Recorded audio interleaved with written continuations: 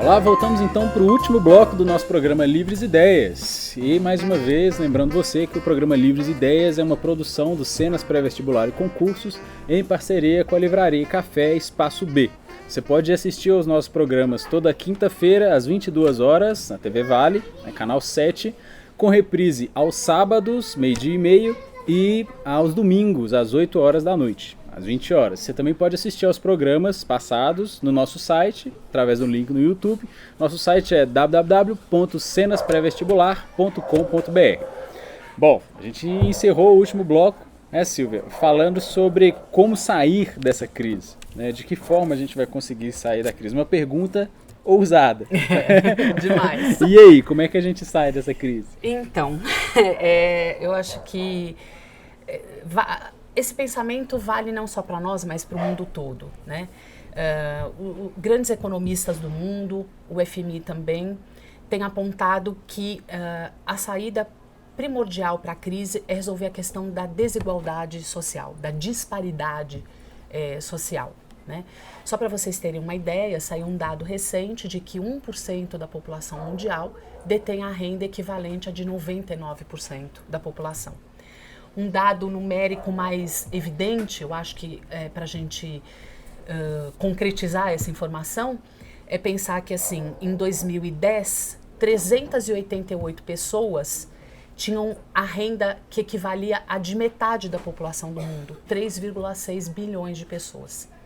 Hoje, portanto, 5 anos depois, apenas 62 pessoas detém a renda equivalente a de metade da população mundial. Então, se antes caberia as pessoas mais ricas do mundo num auditório, hoje cabe numa sala Cabe numa sala de... Então, é uma questão muito séria, é o grande desafio do capitalismo. Os principais economistas e o FMI, Banco Mundial, têm dito que é primordial a sobrevivência do sistema resolver essa questão. De que maneira? Tá?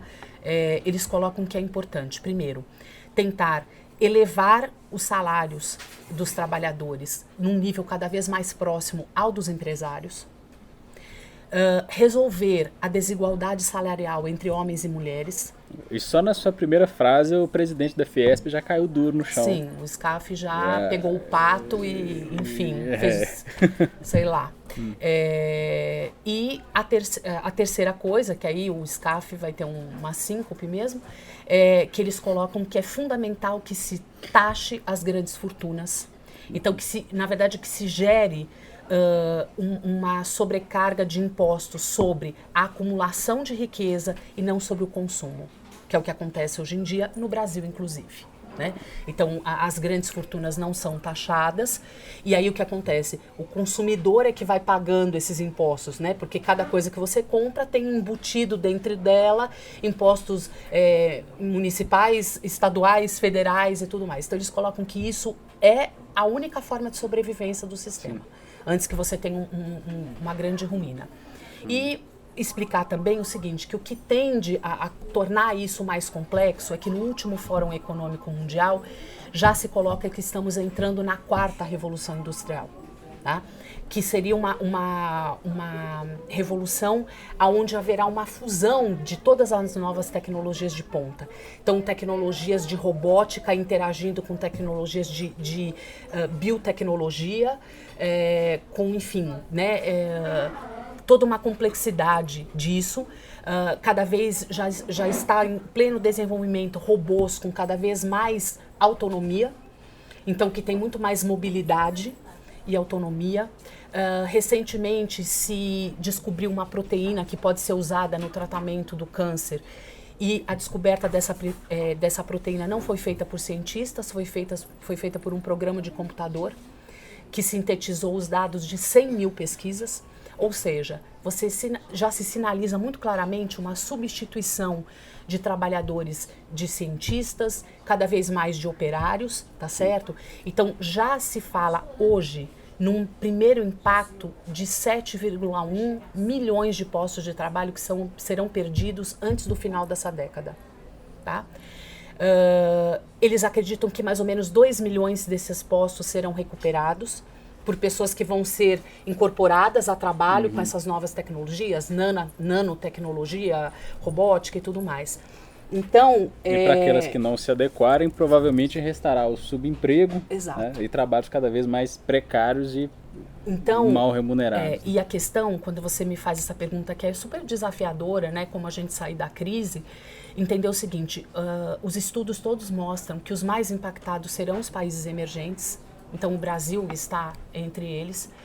Então, o Brasil precisaria entender, não acho que, enfim, não posso prever porque eu não tenho bola de cristal, que realmente a gente tem que mexer nessa questão da distribuição de renda e entender que não podemos de forma alguma, e é algo que infelizmente já se sinaliza para esta semana, sucatear a educação. Porque essa revolução tecnológica, e agora se acontecer uma quarta revolução tecnológica, ela vai demandar mão de obra cada vez mais qualificada. Nós não podemos criar condições que nos transformem em mão de obra barata, porque não há mais a absorção dessa mão de obra. A China já entendeu que isso não é mais possível, entende? Então nós não podemos caminhar para esse modelo. Silvia, eu agradeço demais e agora eu vou abusar um pouco mais de você, que eu vou pedir aqui para a plateia, né, fazer pelo menos uma pergunta aqui para você, né, e pedir a sua gentileza de responder. Olá, Silvia. Meu nome é Paulo, eu estudo no Senas. Eu gostaria de saber como a crise de refugiados no Oriente Médio afeta a crise econômica mundial. Bom, Paulo, você que é um aluno super querido meu, né? E me deu esse presente, que é essa pergunta tão relevante, né? Entender que essa questão, primeiro, não é uma crise só de refugiados do Oriente Médio. Se fala muito claramente sobre os sírios, porque, enfim, é mais interessante divulgar isso, mas a gente tem uma grave crise de refugiados do norte da África, especialmente da Líbia. E ela tem um impacto direto sobre essa situação, primeiro porque é a maior crise de refugiados desde a Segunda Guerra Mundial. O que tem sido feito é que as nações europeias estão tentando buscar uma interferência nesses conflitos, né? Estados Unidos e Rússia também. Então, assinou-se semana passada um cessar-fogo na Síria. A Itália, que é a principal porta de entrada para pessoas da Líbia, está fazendo negociações com a Líbia, Argélia, que são países vizinhos e que também estão recebendo refugiados para tentar resolver a situação política. Mas impacta por quê? Porque foi algo também inesperado. Então, você tem, de repente, um movimento de milhares de pessoas chegando ali, que vão demandar uma atenção por parte do Estado, então que precisam de assistência social, num continente que já está numa situação de crise econômica, então onde ninguém quer ajudar ninguém, né? Então, quer dizer, você já tem ali dentro dos próprios países uma situação de já tentar jogar a culpa nos imigrantes que eles tinham até então. E aí você tem essa chegada desse grande volume de pessoas, né, aos milhares. Então, lógico que isso só colocou fermento no bolo. Entender que isso também traz uma outra consequência, que é uma consequência para além da economia, que é a consequência política, que é o crescimento da extrema-direita. Porque o que acontece?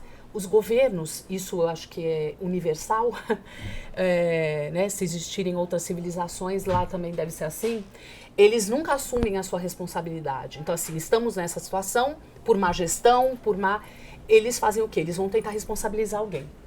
E o imigrante é a bola da vez, né? Porque é tão fácil dizer que ele rouba o emprego, a gente sabe que não rouba, que ele gera um impacto social e a gente sabe que não, que inclusive os imigrantes movimentam a economia, pegam áreas degradadas nessas cidades e transformam em bairros familiares. Então isso acaba inibindo o tráfico de drogas, tráfico de mulheres com áreas de prostituição. Então é um discurso fácil e que cai no gosto popular. Cai tanto no gosto do povo que na Inglaterra resultou na sua saída da União Europeia. Da União Europeia, né, no Brexit.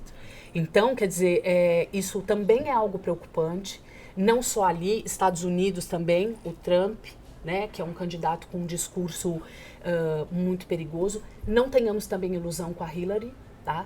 Muitos cientistas políticos americanos apontam que se ela for eleita, não que eles estejam defendendo o Trump, tá? mas apontam que haverá uma nova guerra, tá? Por conta de um discurso militarista que ela tem. Mas isso não vem ao caso agora. Mas só uma adendo, talvez também por conta dos financiadores da campanha Exato. dela, que são boa parte empresas do setor bélico. Do setor bélico, né? Então a gente precisa entender que isso também é algo para se olhar com muito cuidado. Ano passado ocorreram as eleições parlamentares da União Europeia e a crise de refugiados não tinha nem atingido a proporção tal. E você vê uma Hungria, uma Áustria elegendo deputados pertencentes a partidos neonazistas. Né? A França, a grande bancada francesa eleita para o parlamento era uma bancada conservadora com candidatos de extrema-direita. Uma Marine Le Pen, né, com um histórico familiar de intolerância, porque filha de um político de extrema-direita intolerante, ganhando bastante espaço. Então é toda uma conjuntura realmente econômica que resvala totalmente na situação política e que vai ter impactos sociais catastróficos, eu acredito também. Bom, eu penso que esse é um debate extremamente rico, com uma quantidade de variáveis enorme, porque as coisas são entrelaçadas, né? O político, o econômico, o social. Então a gente tentou, nesse programa, trazer as questões mais emergentes para uma discussão, para uma reflexão. Entender que a gente está vivendo um momento político muito delicado no Brasil. Então, é importante que as pessoas busquem informações, que as pessoas leiam. Então, eu agradeço muito esse convite, porque é uma oportunidade da gente trazer uma série de dados que são desconhecidos para a maioria das pessoas, né? Sobre economia, sobre toda essa trama, que é uma trama densa, é uma trama complexa de entender. Então, a gente procura apresentar isso de uma forma o mais clara possível e entender assim que o Brasil está totalmente inserido nesse cenário. É um país que tem muitos pontos favoráveis, é uma das grandes economias mundiais, é uma economia que interessa no jogo econômico mundial, sim, né? Mas a gente precisa entender que nós temos que começar a mexer em algumas estruturas cristalizadas no nosso país e que, infelizmente, são entraves. São entraves e a gente precisa entender isso, né? Que resolver essa questão social é algo primordial, que ter essa clareza de que uma disparidade social tão grande não vai nos ajudar, né? Eu entendo que é algo importante, que eu considero aí fundamental para a gente tentar buscar um novo rumo, né? E, sobretudo, cuidar muito da educação, né? Eu acho que isso é algo que a gente não pode perder de vista. Professora, eu agradeço demais sua participação. Eu acho que tanto o público, né, que está nos assistindo agora pela televisão, quanto o público que está aqui na livraria, e falo por mim também, claro, né, foi extremamente enriquecedora a sua fala. E como você disse, a nossa proposta, inclusive, é de levar esse tipo de informação para mais pessoas possível, no sentido de que essas pessoas possam ter mais competência para interagir e mudar os rumos, não só econômicos, mas sociais, políticos que a gente vive, né?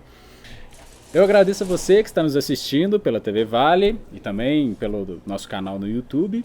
E te convido a assistir ao próximo programa toda semana, aliás, né, toda semana, gravação aqui na Espaço B, e vai ao ar às quintas, sábados e domingos. Um grande abraço e até lá!